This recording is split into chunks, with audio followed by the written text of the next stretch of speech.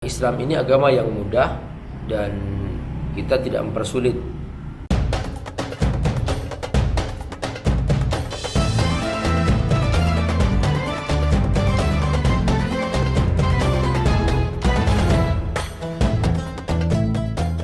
Jangan lupa donasi untuk keberlangsungan FAT-TV ini. Insya Allah semua yang Anda donasikan Allah akan mengganti dengan lipat ganda, karena di sini Anda beramal jariah. Ayo bergabung dalam dakwah FAT-TV. Semoga Allah berkati. Bismillahirrahmanirrahim. Assalamualaikum warahmatullahi wabarakatuh. Alhamdulillah wassalatu wassalamu ala Rasulillah wa ala alihi wa sahbihi mawala. Berjumpa kembali bersama Abi Amir dalam Talaqi Kitab, program Talaqi Kitab Al-Fiqhul Manhaji ala Madhabil Imam Asy-Syafi'i. Nah, kita akan membahas tentang balutan. Jadi ada seorang luka ini dibalut atau diperban. Nah, ini dalam ilmu fikih disebut dengan al-jabair wal asaib.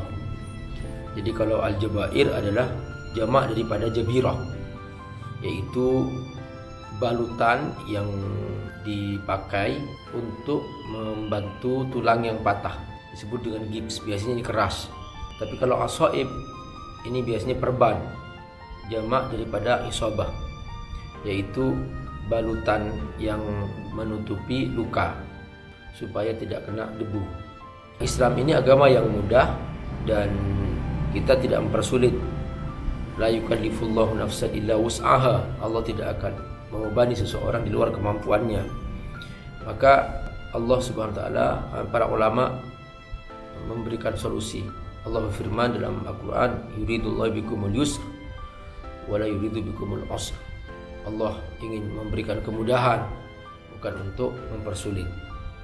Nah, di sini bagaimana caranya berwudu dia? Al-marid al-musab bijarhin aw kasrin, maka orang yang sakit karena luka atau karena patah tulangnya, qad yahtaj ila wad'i ribat wa dawa' al-jarhi aw al-kasr, maka dia butuh untuk dibalut dan ditutup, ya, sehingga tidak bisa dia membasuh tempat lukanya itu. Tentu di sini ada dua macam. Kalau balutan itu ada di luar anggota wudu, kita nggak ada masalah. Ini untuk berwudu. Tapi kalau untuk mandi, ya itu juga harus dibicarakan. Balutan yang ada di anggota wudu, fa in ihtaj ila wad'i ribatin lazimahu fi hadhil halah salasa umur. Kalau ternyata dia wajib menggunakan balutan atau menggunakan gips, ya. Pertama, ayyaghsil al-juz' as-salim min al-'adhu al-musab. Hendaklah dia sudah mulai membasuh wilayah-wilayah dari anggota wudu itu yang tidak kena balut, ya, atau yang sehat. Jadi ada luka nih misalnya di sini. Yang luka ini nggak boleh kena air misalnya, maka yang kita dibasuh sini. Nah, dibasuh. Nah, udah. Maka yang luka jangan dibasuh. Nah, kemudian ayyam sa'ala nafsir ribat awil jabira awil usaba kulluha.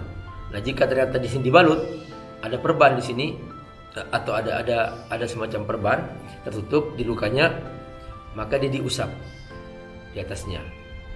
Tapi karena ini enggak kena basuh, maka dia langsung bertayammum. Ayatayammum badal ghusl juz'il marid inda wusulihi ilaihi bil wudu. Maka langsung dia bertayamum dulu, belum menyelesaikan wudunya nih. Dia bertayamum langsung untuk sebagai ganti wilayah yang terbalut atau luka itu. Nah, memang dalam mazhab Syafi'i ini agak berat, ya. Kalau mazhab yang lain, mazhab Maliki itu ringan aja. Nah, jadi cukup diusap aja atasnya. Ya, kalau berwudu ya basuhin ini, yang ini diusap dengan air aja. Itu dalam mazhab Maliki. Yang lain ya lebih ringan. Jadi mungkin dalam hal ini kita sulit juga kalau ikut mazhab Syafi'i di sini.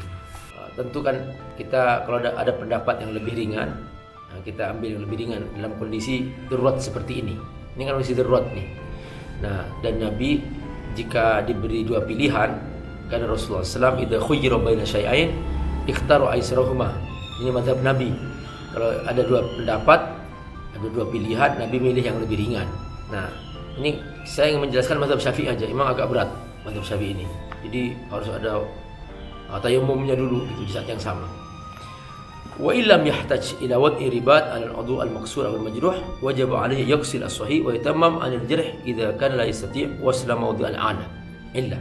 Jadi dia kalau tak ada perban atau ada luka di sini enggak bisa dibasuh dengan normal, maka dia bertayammum ya, sambil membasuh yang lain yang sehat, terus bertayammum. Setelah itu melanjutkan basuhannya, yang kaki, yang mengusap kepala dan membasuh kaki.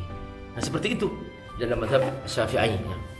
Wajib i'adat tayammum di salati kulli fardhin. Nah, selama wudunya tidak batal, lanjutkan wudunya. Tapi tayammum tetap diulangi karena memang tayammum dalam mazhab Syafi'i diulang setiap mau salat fardu. Nah, wajib i'adat tayammum li salati kulli fardhin wa illam yahdus, sekalipun dia tidak batal.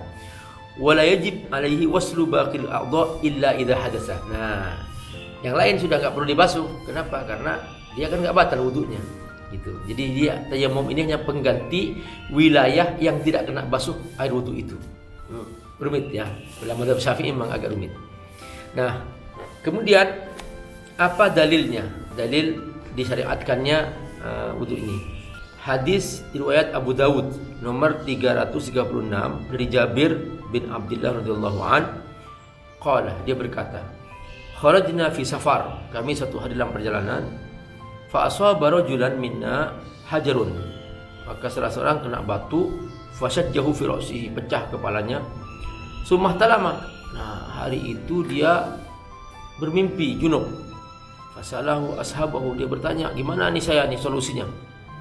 Hal tajiduna li rukhsah fi tayammum, boleh enggak aku bertayammum? Nah, karena mereka enggak bisa berfatwa ya, akhirnya mereka berkata, faqalu ma laka rukhsah, enggak ada rukhsah di sini. Terus gimana? Antak alma, apa bisa pakai air? Faghtasal. Akhirnya dia wajib mandi kan, dalam keadaan dia luka kan. Suruh mandi, mati dia, famata. Falamma qadimna ala Nabi SAW akhbar bidzalika, datanglah mereka ke Rasulullah SAW laporan tentang peristiwa itu. Faqala, nah, Nabi bersabda, qatalahumullah. Ini kalau fatwa yang salah, dia telah membunuh dia. Ya Allah, salah fatwa itu bisa punya hukum dosa ya. Jadi dia telah membunuh dia gitu. Semoga Allah membunuh mereka. Sampai begitu Nabi. Ala sa'alu idza lam ya'lamu. Mengapa mereka tidak bertanya? Mengapa tidak bertanya? Ya Allah, fa inna ma syifa'ul ayyi as-su'al. Ya, solusi dari kesulitan itu ya bertanya. Inna ma kana yakfi aytayammamu ya'sir. Cukuplah dia bertayammum gitu. Ala jurhihi harqah. Summa yamsah 'alaiha wa yaghsil sa'ir jasadihi. Setelah itu ya bertayammum wilayah yang tidak kena air. Kemudian sisanya dia berwudu seperti biasa. Wa yaghsil sa'ir jasadihi. Jadi dalam mazhab Syafi'i digabung itu antara wudu dan tayammum. Kan kalau mazhab lain enggak cukup tayammum saja, enggak perlu berwudu. Jadi ketika dalam kondisi tidak bisa berwudu, tayammum gitu. Nah, di sini enggak. Dalam mazhab Syafi'i memang mengambil dalil ini. Jadi berwudu seperti normal, wilayah yang tidak kena wudu, tidak kena basuh, maka dia bertayammum. Al-ayyu artinya at-tahayyur fil kalam. Artinya bingung ketika kamu tidak tahu memutuskan sesuatu itu. Syifa'ul ayyi yaitu at-tahayyur, oh bingung, yaitu as-su'al. Seperti ini. Sekarang pertanyaannya, berapa durasi mengusap ini? Muddatul masih al-jabirah wal isabah. Durasi mengusap di atas perban, di atas balutan. Laisa lil mashi 'alal jabirah wal isabah muddatan muayyanah. Ya enggak ada waktunya. Ya selama masih ada balutan, masih tertutup, atau selama masih luka itu tidak bisa dikenakan air, ya tetap berlangsung. Bal yadillu yamsa 'alaiha ma dama al-'udhr mawjudan. Jadi tetap dia mengusap jika udhurnya masih ada. Fa idza zal 'udhr, jika sudah selesai enggak ada udhur, bi ayin damal al-jarh, misalnya sudah ketutup lukanya itu, wanjabara al-kasr, ya sudah yang patah itu sudah normal, batal masih wajib al-ghusl, maka sudah tidak perlu lagi dia mengusap di atasnya, cukup membasuhkan di tempat itu air sebagaimana kita berwudu. Fa in kana mutawaddi'an, jika dia berwudu, wa batala masuhu, maka enggak perlu mengusap lagi. Wajib alaihi isabatul wudu al-mamsuh wa ma ba'dahu, maka semua air itu dialirkan kepada tempat-tempat yang tadi dibasuh, diusap itu. Mashan aw ghuslan hasabal wajib, maka dia baik mengusap maupun membasuh. Ya, kalau di kepala diusap, kalau di yang lain dibasuh. Wa hukmul jabair wahid, ya. Adapun hukum mengusap di atas balutan itu yaitu satu, sawa'un kanat taharah min hadas asghar aw hadas akbar, baik itu hadas kecil maupun hadas besar sama. Illa annahu fil hadas akbar idza batal mashi wajib ghusl mawdi' al-isabah aw al-jabirah. Jadi jika dalam hadas akbar, jika dia batal dari misalnya dia junub, wajib ghusl mawdi' al-isabah, maka dia wajib membasuh wilayah yang tadi itu tertutup atau terbalut. Wala wajib ghusl siwaha, dan enggak perlu membasuh yang lain. Jadi persis sama ya, seperti biasa kalau dia mandi, maka yang tertutup balut ya ditayammumin seperti itu. Pokoknya seperti itu rumusnya. Yang terbalut dan terluka ditayammumin. Kalau mandi ditayammumin.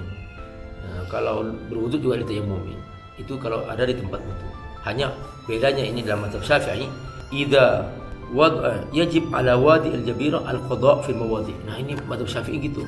Jadi jika ternyata dia memang tidak bisa membasuh pada bagian yang anggota wudu itu, misalnya nih balutan itu ada di anggota tayammum, misalnya di muka misalnya, tidak bisa kita basuh, maka di sini dalam mazhab Syafi'i dia wajib qada salatnya.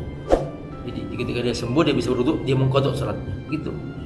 Idza wada'aha ala ghairi tahur wa ta'addara nasuha, jika memang dia waktu itu meletakkan perban ini belum suci, lalu ditutup perban, misalnya dia belum berwudu, luka tiba-tiba kemudian diperban, tak gitu.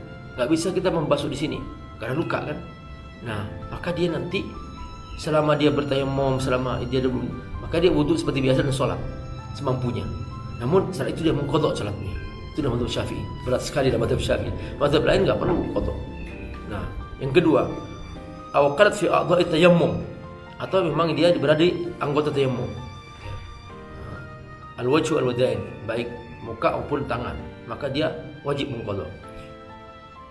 Begitu dalam mazhab Syafi'i.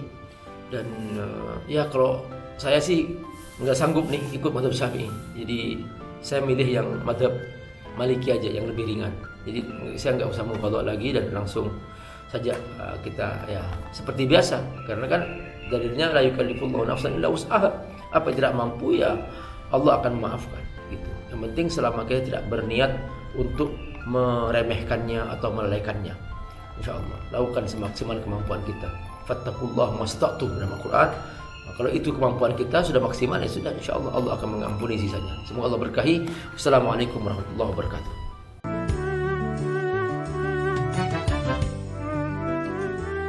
Abdi sebagai pengasuh pondok pesantren Fadlul Tafsir Fadl Institute mengucapkan terima kasih kepada seluruh donatur yang telah membangun semangat kami dengan donasinya, sehingga apa yang telah Anda sumbangkan, semua itu sudah kami salurkan amanah itu. Tuh lihat, ini sudah menjadi pondok-pondok pesantren yang kita saksikan ini. Nah, ini sudah ada. Alhamdulillah, adalah berkah dari sumbangan Bapak dan Ibu. Sebentar lagi Abi Amir akan mulai pembangunan masjid. Mudah-mudahan dengan adanya masjid ini, maka tempat bagi para santri untuk belajar menghafal Quran mereka semakin leluasa, karena selama ini mereka tidur, belajar di tempat yang sama, sholat di tempat yang sama. Mudah-mudahan semua yang Bapak Ibu infakkan, wakafkan untuk pesantren ini, hanya Allah yang bisa membalas kebaikan ini.